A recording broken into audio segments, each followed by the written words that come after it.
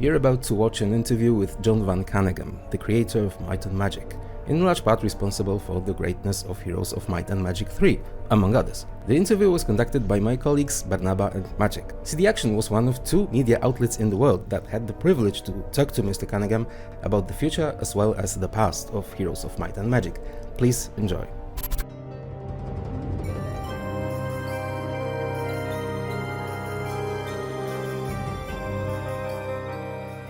Hello, Jon.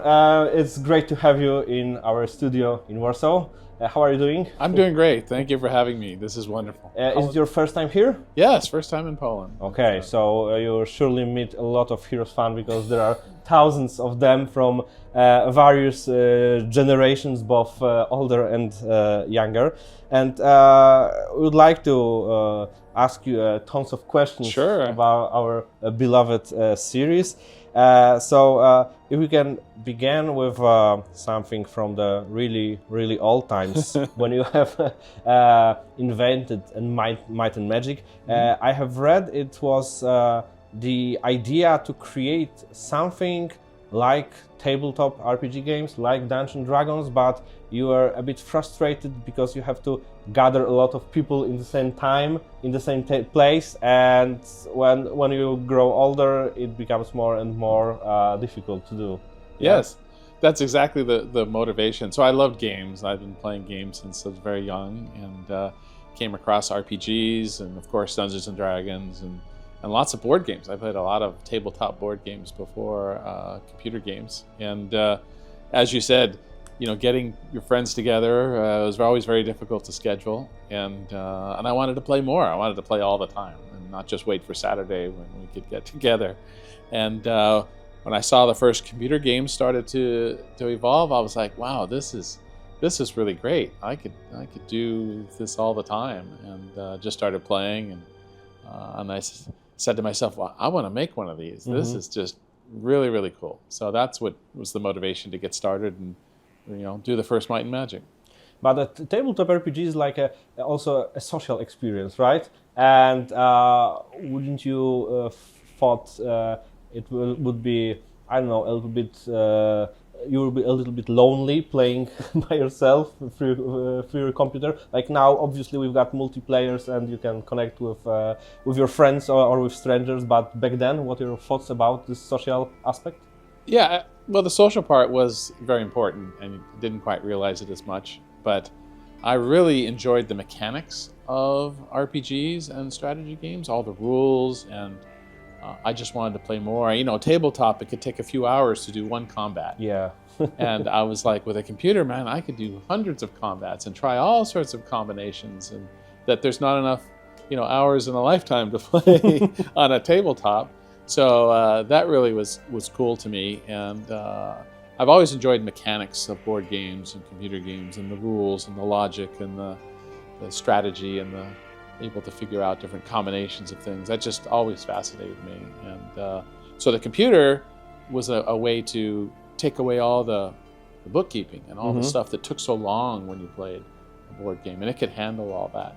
Yes, initially you did lose the social aspect, but sometimes you'd play in the same room with another person and you could talk together about it, or you'd get together on Saturday and all week you played, and then on Saturday we didn't even play D&D. We talked about all of our adventures on the computer games.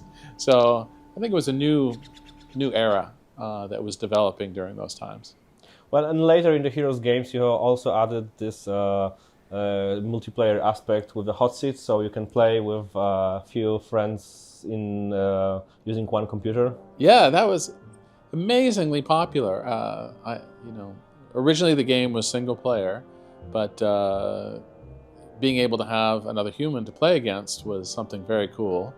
And the internet was just starting, so the connections were not that great and slow. And, but sitting together, there was another magic happened that we never thought would happen or experienced before, this hot seat concept. And I'm so glad we put it in. And a lot of people on the team were asking for it, and I'm like, all right, let's do it. And as you have developed the world of Might and Magic, how it was perceived that there are both the elements of the mythology and medieval fantasy and science fiction, because gamers sometimes they are very conservative and they're like, hey, you can't put someone with right. a gun or with a laser in when the other soldier got like a sword and shield. Yeah. So how it was perceived in the 80s? I think it was open. It was such a new era, and a new, there was no real rules or a lot of things to compare to. So it was really just up to the whim of the creators of the games to, an expression of creativity. And I loved both fantasy and science fiction, but I knew, people who really love fantasy didn't want it to change their game. So that's why I kind of kept it separate. And then in Heroes, we didn't, do much. At least initially, with anything that was science fiction related. Yeah. But I thought it was a fun little mixture, and I don't know if I said it in an interview a long time ago. There was some episodes of Star Trek. The writing gave me the ideas for the world inside of a ship, and I took it from the science fiction, but I made it fantasy. That's where I got a lot of the inspiration. Star Trek and Twilight Zones and all those really neat stories. I just felt like if you could combine those type of elements with a game, I think people would really like it. And wouldn't you think that a simpler setting would be more appealing to players if you just made strictly fantasy or science fiction, that more players would buy the game or be interested in it? There's an interesting thing I came across in building games over the years that I thought could be relevant. And what I found fascinating was once the market for these games became not just, for me, North America, became worldwide, I had found that cultures around the world shared very similar fantasy concepts, but they all had very different science fiction views of the future.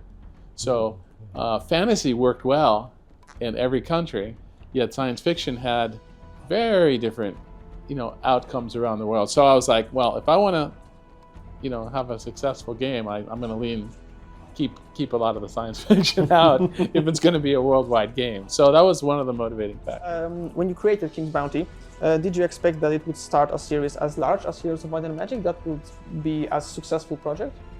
So King's Bounty was before Heroes of Might and Magic, and so I was making the RPGs for many years, but I always loved also strategy games. So I'm like, I want to make, a computer strategy game. So, the role-playing games you would play all the way through 50, 100 hours, whatever, and then you'd be done with the RPG. But when I played board games, they're an hour, 2 hours, 3 hours.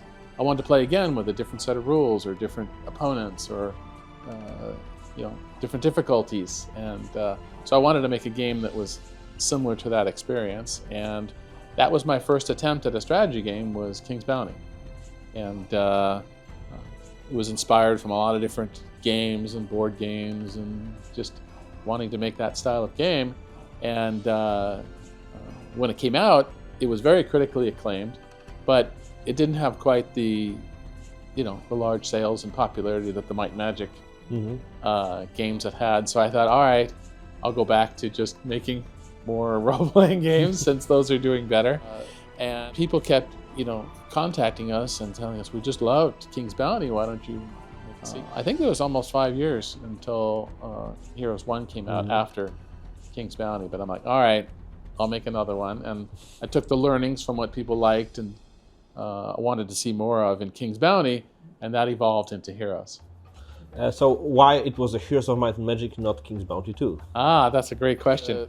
So initially it was a marketing decision. So the game was just called Heroes at the beginning, and New World was a publisher and distributor. So we talked to the stores, directly when we wanted to release a new game. And many of the stores would say, oh, you have a new Might and Magic. And we're like, no, we have a new strategy game. It's called Heroes. And they're like, nah, I don't know, So I believe at the office, someone said, or the marketing team said, hey, why don't we call it Heroes of Might and Magic? And I'm like, well, it has nothing to do with Might and Magic, it's a strategy fantasy game. That's a role play. But series. The moment we did that and we went back to the stores, we're like, oh, we'll take a lot of them because it's a new Might and Magic. Because most of the buyers for these stores were not as savvy gamers. They just knew what would sell, and they want to optimize their store. And so initially, we put it on so we could actually get sales. So, but at that point, everyone on the development team said, hey, wait a minute, if we're going to call it Might and Magic, well, we have this great wealth of lore and background and characters. Why don't we use it? And everyone was like, okay. So it started to just accelerate, and everyone got really excited on the development team to, oh, we can add this, and we can add this lore, and we can add those characters. So let's name them from the game. And it started to come, it just started to make sense. So basically, Heroes of Might and Magic was just Heroes, and it was stripped of Might and Magic elements, right? With the lore. Right, it didn't have any lore. It was just a strategy game. Okay. It was just like chess. It was just you have some dragons, you have some orcs, and they're going to fight. And there was no story campaign at the beginning? No. Okay. When I first started designing it, it was just strictly a strategy game. And the other thing we learned, about all these games was if you can add story, it makes the game even more popular with more people. And then later on, I'm jumping ahead here, but we learned towards the end of Heroes 2 that people liked RPG elements. And we started to add RPG elements and campaigns that were more, linear stories to what I was initially just going to be a strategy game. And more people liked the game. So the audience just got bigger as we added, gameplay features and lore and RPG, and it just expanded and expanded. And I'm like, oh my gosh, this is great. Yeah, and speaking of Heroes 3, what was the toughest thing to make during the production of Heroes 3? What was the most difficult element of the game to get it done? Wow. So there was a lot of challenges, and I know you've spoken with many people who actually worked at New World at the time, and so there's challenges everywhere. Challenges with the graphics, challenges with the engine, challenges with the editors, compatibility. I don't know. Back then there was so many different configurations of PCs. That was a big challenge, and that making it compatible. For me, I think the one I spent the most sleepless nights was on the computer opponents. Okay. And that's where I needed the game, to do a lot more than. We didn't have anything from before, so it had to be, built and made better and tested and made better. And I had this whole concept of computer opponents that were like chess and computer opponents that were more enjoyable. And I came up with this concept. I called it Fun AI. And the programmers, we would argue back and forth. They wanted to make it much more like a chess algorithm. And I'm like, well, that's great, but it just beats me. It's not fun. It just comes over and beats me, and I'm like, can we make it a little more human-like? Can we make it make mistakes? Can we make it, tease you, come at you, and it's going to lose, but it attacks you anyway, and it makes you feel good. You go, oh, I beat that character. Bring another one on. I want to fight another one. So I spent a lot of time with the team iterating on this concept of Fun AI. And I think that's a lot of, what made Heroes 2 and 3 feel fun to play. And I think it added to a lot. I mean, of course, once you get to the esport guys who were, so amazingly difficult, all that goes away. But for the majority of people who play, it was a very important aspect. And how did you feel making Heroes of Might and Magic 4? Because it was, a huge step forward. And yes. As I was talking with David, he told me that the initial reactions were really good for Heroes of Might and Magic 4. And the sales were okay, and it was like the second wave was not so happy about this game. Well, I'll tell you, my contribution with Heroes 4 what are we going to do? We just did Heroes 2, everyone loved, and then we just did Hero 3, which was a huge lift to get that game. And of course, now it was time for 4, and we're like, oh my gosh, what are we gonna do?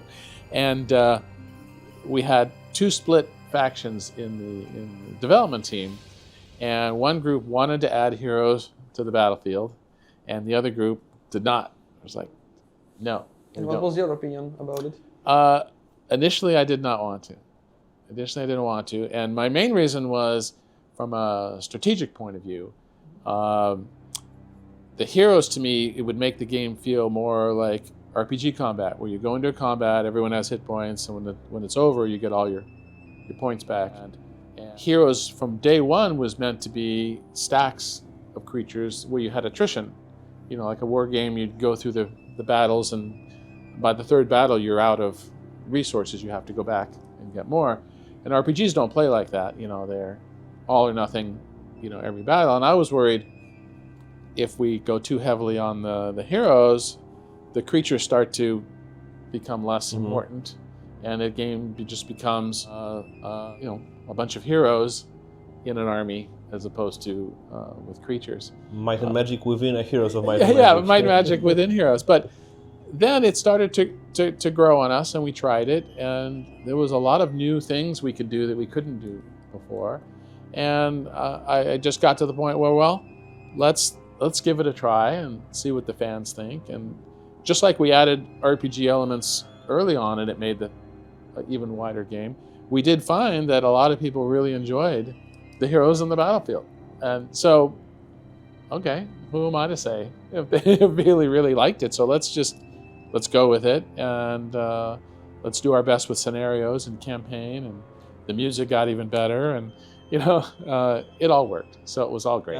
I have read in this 30th anniversary retrospect album, which is stellar, that during the production of Might and Magic 2, not the Heroes, the Might and Magic 2, you hit a major crunch at the end. Oh, yes. You were talking about the 3 weeks being locked in a hotel room and just non-stop coding. Yes. Yeah, it was pretty tough. So Might and Magic 1 did really well, and you know, we started to build a company and employees, and there was a lot of bills every month. And it started to get to the point where, well, we better have Might and Magic 2, you know, so the company keep going. And we were working on it, and you know, time was running out. We needed to get it done, you know, to keep the company alive. And I was doing, you know, most of the coding back then, and the idea was, okay, just lock John in a hotel room with the computers. They brought me food, and I would just code, I don't know how many hours a day. I had to get this game done, you know, and yeah, it was weeks, and it was pretty tough, but we got it done. And then I remember my teammates, we drove the finals to the company that does the duplication in San Diego, and we were falling asleep driving, and it was pretty crazy, but we did it. We made it in time, and they, you know, made the boxes and got it out to the stores in time. But I came home, and I wound up going to the hospital. I got pneumonia, and I was in the hospital for you know, almost a week. I'm asking this because this type of crunch is usually a very serious experience. And did you ever after like put yourself in a situation like that, or since then the pipeline also always was built like to avoid this type of situation? You learn a lot. You learn a very difficult lesson, and yeah. So we were very wary from then on. I was not going to do that again. But also after Might and Magic 2, games were getting bigger. There were more features. There was more code. I couldn't. I stopped doing most of the coding at that point, and so I was more working on everything and not just also writing the code. So you start to learn how to delegate and get people to do different pieces. And you know, it's a big challenge in game development for scheduling and managing all the different pieces to come together, you know, at a date, you know. And so, yeah, a lot of hard lessons, but it's what we do because we're just passionate about making these games. Okay. And there was a point where Well, the 3DO had to file for bankruptcy. Yes. Maciek, you've got a question about yes, this, right? Yes, I've got a question about it because I read in the book, in the 30th anniversary retrospective, that when 3DO bankrupted, you already started working on Heroes 5 Yes. in Santa Ynez with a Yeah. smaller team. So what were you planning for the 5th installment? Yeah, I had an interesting new design. I was trying to, take it to the next level of concepts and ideas, and it was all just, design. There was no code written yet, or not much had been happened.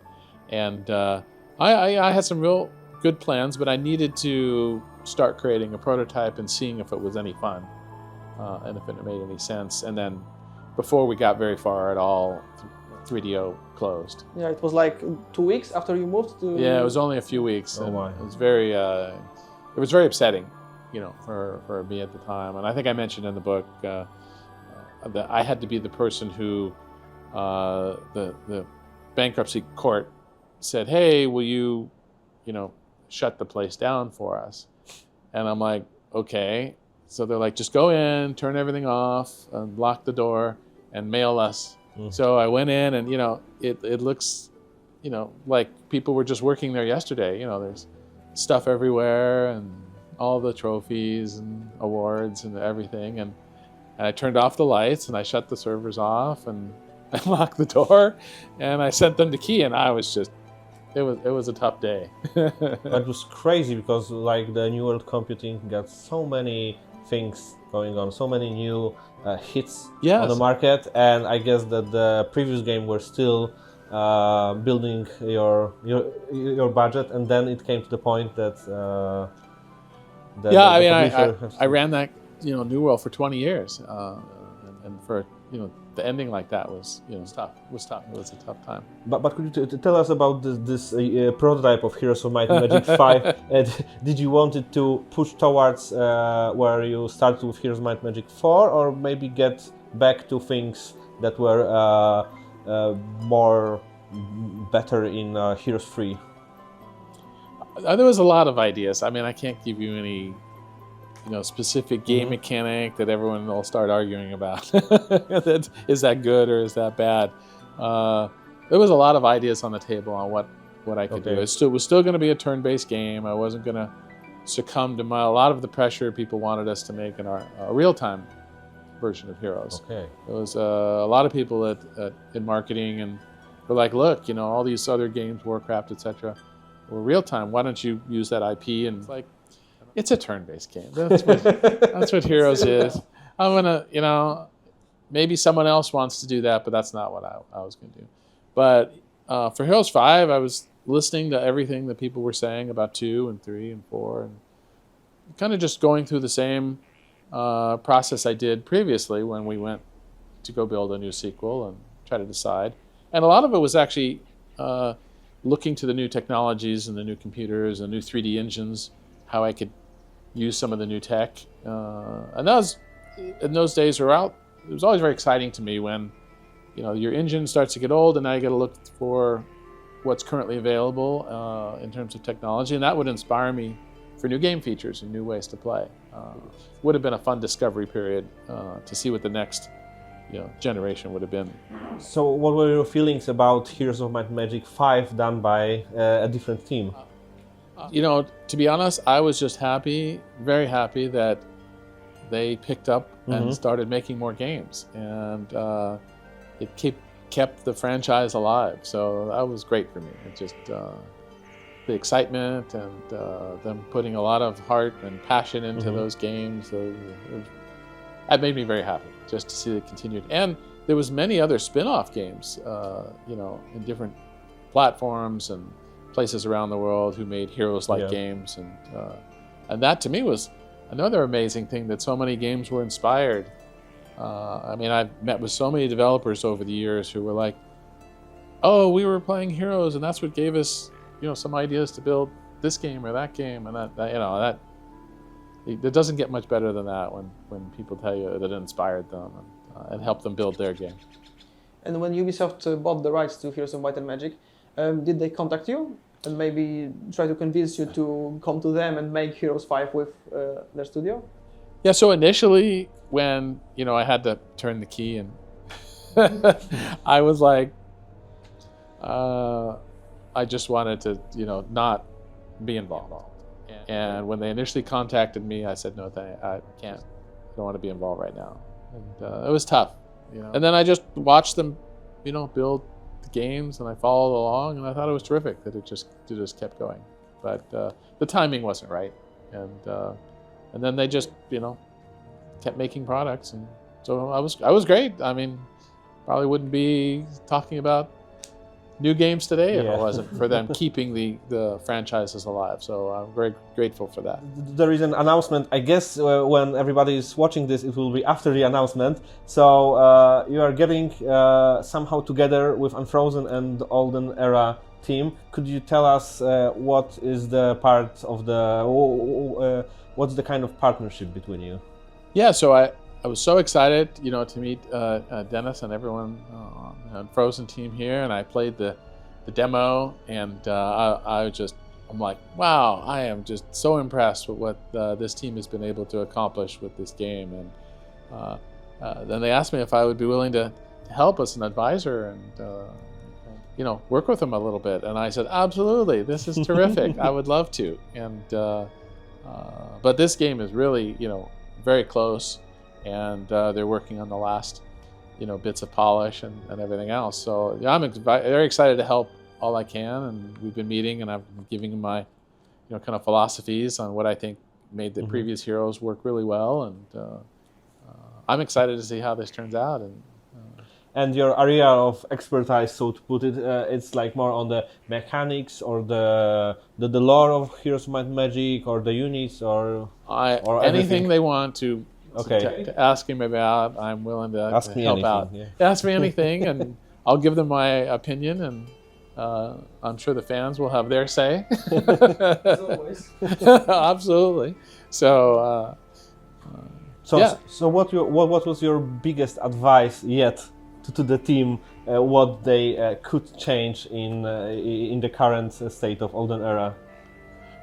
I'm just shocked at the size and scope of the game, and that they can pull off all of that and on their first game, because I was explaining to them how it took me through 1, 2, 3, 4 games and Might and Magic to build up to all those features, and they're having to do it all in one on the first game, and that's a very difficult task they have, and it's just very impressive. So there's so many moving parts. I'm trying to be high level, just in terms of what I think, could be most helpful at this stage, right? Okay. Just in terms of, making as best we can, and I'm excited to see what we can do. And plus now with games go to, they go to early access, and then you get a lot of feedback, and then you can make some changes. So I'm going to be excited to be part of that process. Yeah, and what were your thoughts when you saw the first trailer for Olden Era? I mean, it was a year ago on Gamescom. Yeah. Did you watch it, and what was your reaction at first? Another game's being made. This is great. No, it looked great. I love the premise of, going back to kind of around the Heroes 3 era of play, since over time I've read 2 and probably 3 are the ones that were voted the most popular. So it made sense to me to, if they were going to do a new version, to focus on that, particular one. But there's a lot of features in there from all the different games at this point. So it's its own, it's not just a remake, it's its own game with lots of stuff in it. And I'm excited to see this new generation of gamers who really are starting to just recently embrace turn-based games again. It's like it goes in cycles. And now, a lot of turn-based games are, winning the awards and being some of the better games that people are liking. Whereas just a few years ago, there was none. And, now you got Baldur's Gate 3, you got Clair Obscur. Yeah, that's fantastic. And I think that really helps, because this game and this game mechanic just hit this magic spot. The fact that it's been going now for 30 years, it's pretty amazing. I feel so very lucky to have been involved with this, and now seeing another one being made, it's great.